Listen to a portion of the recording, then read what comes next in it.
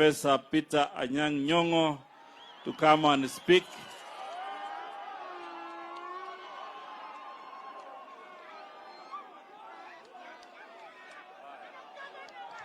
Aya, jodala untie, umor, urwako welo, erukamano. Mokwongo, adwago erukamano rais. His Excellency William Sumei Ruto, who is a friend of mine and a friend of the county. Yamasivyo, makofi kwa rais. Asante sana. Secondly, I want to be very brief because I want my Hungarian brother to hear this. This project, we have been expecting it for over 20 years.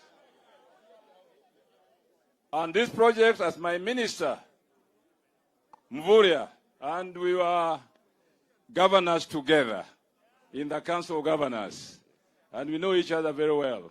So I'm glad Minister Mvurya is the one in charge of this project, because now I have a key to where decisions are made. Amasivyo? Bwana Yesu asifiwe! Secondly, this project, as my colleagues have said, we are grateful to the Hungarian government. Balozi, thank you very much. We have worked very closely with the Hungarian government to make this project possible. Amasivyo? Therefore, we are liberal also Bwana Bedmos.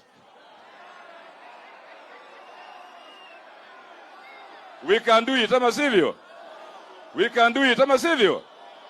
Sawa sawa. Secondly, the youth of this community and of Kisumu County in general look forward to this project, because, as the minister said, it is not only breeding fingerlings here, but making sure that these fingerlings are consumed by the fish farmers in the Nyando Basin, as well as the fish farmers in the lake, using those catchment areas.